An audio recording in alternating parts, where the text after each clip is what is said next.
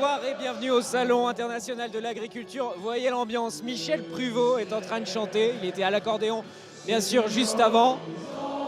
C'est les corons, voilà comment on commence cette page ce soir dans le hall des saveurs. On est dans l'espace des produits régionaux des Hauts-de-France. C'est pile à l'entrée du hall, donc il y a beaucoup de monde.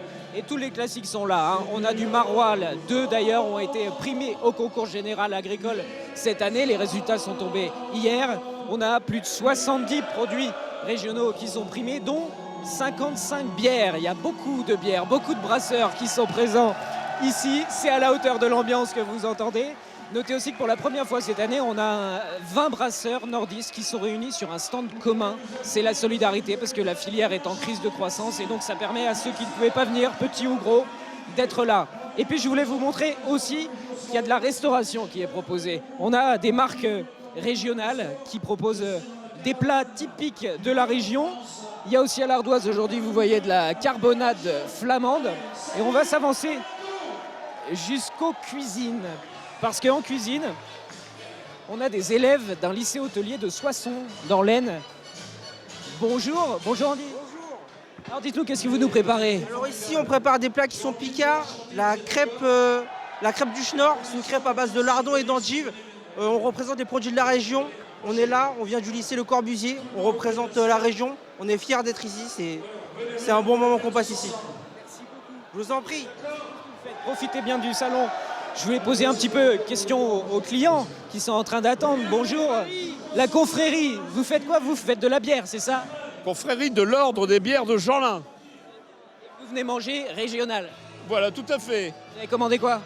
Alors, c'est tarte au maroilles, poche au vlèche classique, quoi. Et on est fiers de cette gastronomie régionale? Tout à fait, tout à fait. Les produits du terroir, les produits de Nord-Pas-de-Calais et de la Somme et de l'Oise.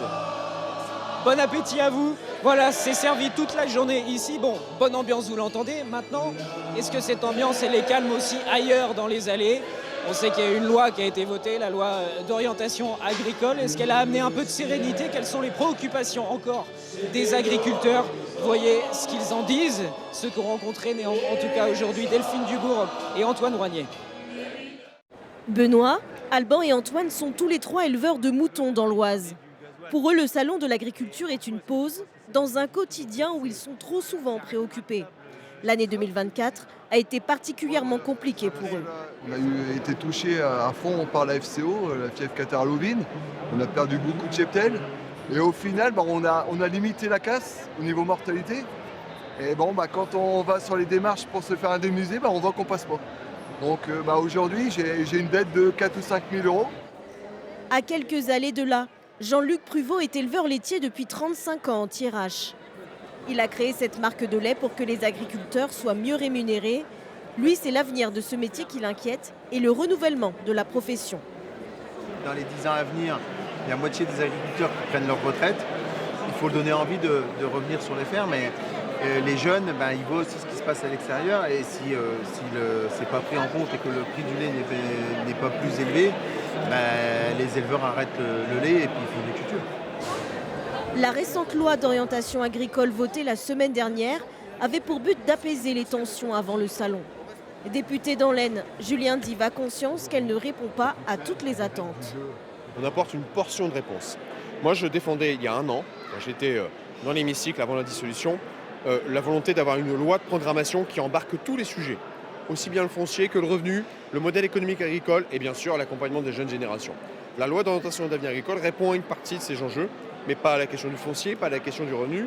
Et c'est ce qu'on va répondre dans les prochaines semaines. De nombreux dossiers sont encore sur la table. Des promesses qu'il ne faudra pas oublier une fois que la parenthèse du salon de l'agriculture sera refermée. Voilà pour l'ambiance générale. Alors ce mardi au salon, c'est la journée institutionnelle des Hauts-de-France. On est sur le stand de régional ici. La région qui a même son plateau télé, vous le voyez, avec différents partenaires. Xavier Bertrand était là une bonne partie de la journée.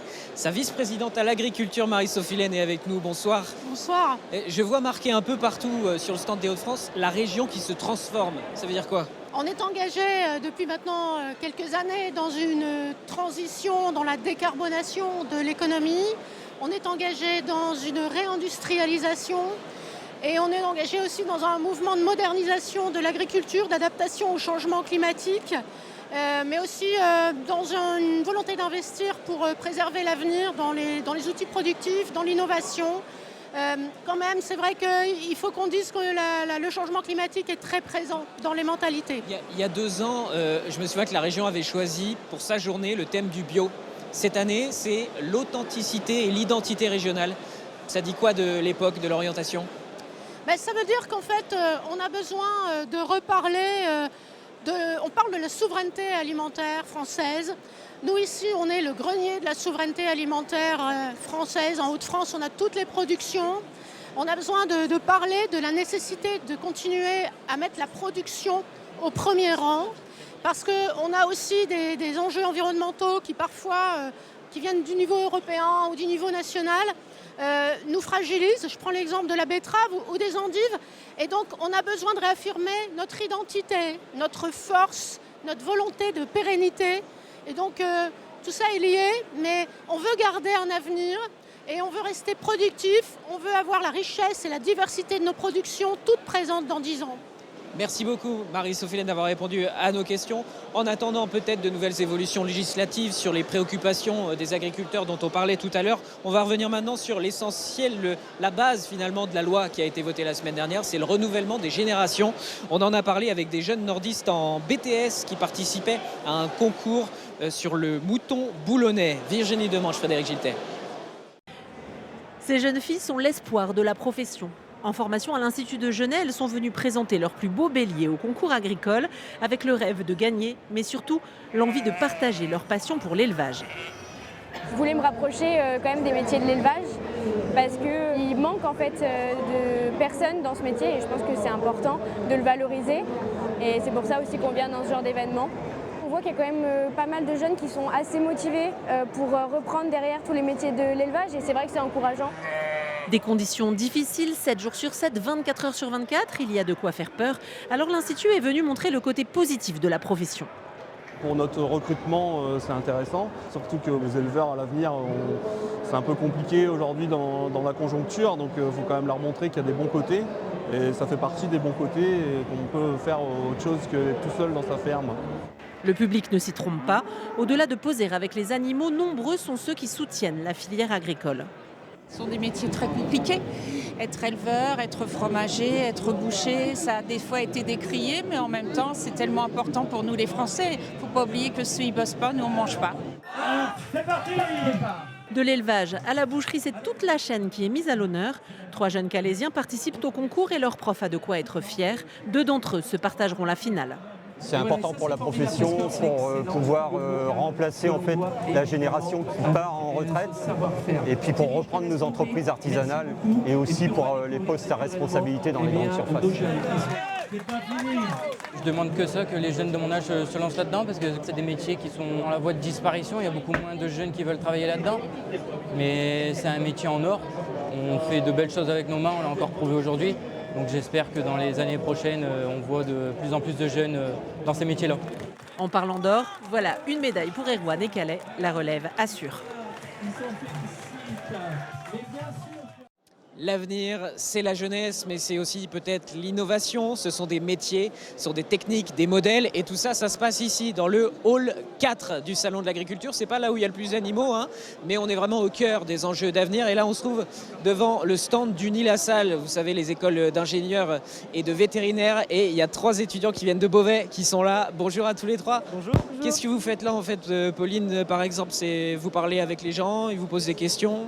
Oui, exactement. Nous, on est venus ici pour représenter notre école et discuter avec potentiellement de futurs élèves de notre école, des futurs étudiants. Il faut présenter les formations, donner un peu envie de venir, en fait. C'est exactement, oui, c'est ça. Ok. Et ça se passe comment? Alors, j'ai vu aussi tout à l'heure qu'il y avait un de vos profs qui était en train de donner une animation. Il y a une ferme pédagogique un petit peu plus loin dans ce hall. Ça change de ce que vous vivez au quotidien, de vous voir en dehors de l'école? Oui, ça change beaucoup. Il y a énormément de monde ici au salon. C'est très sympa de pouvoir échanger avec tous les jeunes, tous les parents de jeunes qui souhaitent venir voir un petit peu ce que c'est qu'Uni-la-Salle et les écoles d'ingénieurs. Et également en mettre en application en fait, ce qu'on fait au quotidien. et toute la recherche qu'on met en place pour les élevages, mais aussi pour les cultures et pour tout le domaine agricole. C'est une belle parenthèse en tout cas pour donner de la visibilité à toutes les belles énergies, même si on sait que le contexte est un petit peu tendu. Vous le vivez bien, vous d'ailleurs, tout ce qui se passe, les débats sur l'agriculture, l'avenir, ça va? Oui, il faut tout prendre en compte, les enjeux de demain et tout. C'est sûr que c'est des grosses difficultés qui vont arriver, mais il faut rester positif et optimiste sur l'avenir et je le suis vraiment et je pense que vous l'êtes aussi. Bon, merci, on compte sur vous pour l'avenir de cette agriculture qu'il faut toujours réinventer bien sûr, mais qu'on va continuer de célébrer ici au Salon jusqu'à dimanche.